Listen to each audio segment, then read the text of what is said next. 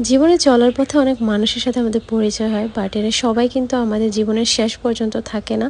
সময়ের স্রোতে অনেকেই গা ভাসিয়ে দেয়, অ্যান্ড কিছু সংখ্যক মানুষ যারা আমাদের ভালো খারাপ সব সময় পাশে থাকে। মানুষের জীবনে ভালো খারাপ দুটো সময়ই আসে, আর এই খারাপ সময়ে যারা পাশে থাকে, সাপোর্ট দেয়, এরাই আসলে প্রকৃত বন্ধু। দিন শেষে এরাই আপনার জীবনের শেষ সময় পর্যন্ত পাশে থাকবে। আমার মনে হয় যাদের লাইফে এরকম দু একজন ভালো বন্ধু আছে, তাদের জীবন অন্যদের থেকে একটু হলেও বেশি সুন্দর। জীবনের শুরুর দিকে আমাদের অনেক বন্ধু হয়, তবে সময়ের সাথে সাথে অনেকেই হারিয়ে যায়।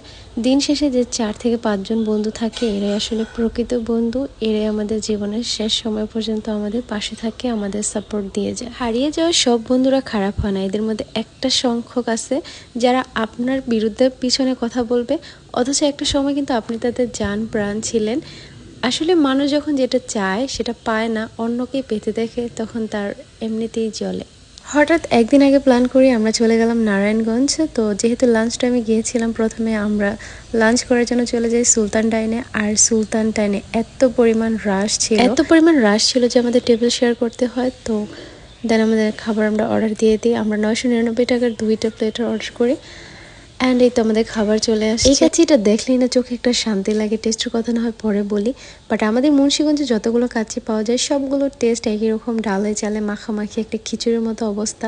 অ্যান্ড হাড্ডি থেকে মাংস সেরতে গেলে তো লিটারালি যুদ্ধ করতে হয়, বাট ওদের হাড় থেকে মাংস ধরার আগেই চলে আসে। আমাদের কম্বোতে একটা ডেজার্ট আইটেম ছিল, তো আমরা যেহেতু দুটো কম্বো নিই, তাই একটাতে আমরা ফিরনি আর একটাতে জর্দা নিই। দুটো টেস্টই মোটামুটি ভালো ছিল, তবে সব থেকে বেশি ভালো ছিল তাদের বোরহানির টেস্ট। দেন আমরা শেখ রাসেল পার্কে চলে যাই, আর তখন এটা ওপেন হয়নি, তাই আমরা কিছুক্ষণ ওয়েট করি, অ্যান্ড দেন ফাইনালি ওপেন হয়ে যায়। আর আমরা ভিতরে যাই, অনেক ফটো অ্যান্ড ভিডিও নেই। যদিও অনেক বেশি রোদ ছিল আর অনেক গরম ছিল, তো একটু পরপরই আমরা পানি খাচ্ছিলাম, তাও টিকে থাকা যাচ্ছিল না। দেন এখানে আমরা বেশি কোনো স্টে করতে পারিনি, কারণ পুরো জায়গাটাতে একটা গরম ছিল, বাতাস ছিল না তেমন একটা।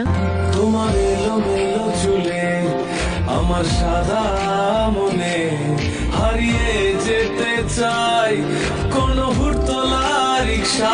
পার্কে আমরা 1 ঘন্টার মধ্যে স্টে করি, বাট প্রচণ্ড গরম ছিল। আমরা কয়েকবার পানি কিনে খাই, অ্যান্ড লাস্টলি আপু আমাদের মজু ক্যান ট্রিট দেয়, সেটা আমরা বসে বসে এনজয় করছিলাম। এখানকার পরিবেশটা অনেক সুন্দর ছিল, আর সামনে একটা তেঁতুল গাছ ছিল, অনেক তেঁতুল ছিল। যারা টক লাভার লিটারেলি তারা দেখলে শেষ। দেন আমরা আবার সুলতান ডাইনে যাই বাসার জন্য পার্সেল নেওয়ার জন্য, অ্যান্ড সেই সময়ও এত পরিমাণ রাশ ছিল, লিটারেলি ভিডিও করা যাচ্ছিল না মানুষের জন্য। তো পাশে কিন্তু কাচিবাই আছে, সেখানে এত পরিমাণ রাশ নেই। দেন আমরা সামনে পরে শহীদ মিনার চত্বরে সেই ভাইরাল কলিজা ভুনা লুচি, তো কলিজার টেস্ট খুবই ভালো ছিল, আমি পার্সেল নিয়েছিলাম। দেন আবার আমি আইসক্রিম দেখতে পাই, অ্যান্ড আবার একটা নিয়ে নিই। আর এইখান থেকে আমি গতকাল লাস্টে ট্রাই করছিলাম, টেস্ট খুব ভালো ছিল, বাট এবার পুরাই লস প্রজেক্ট।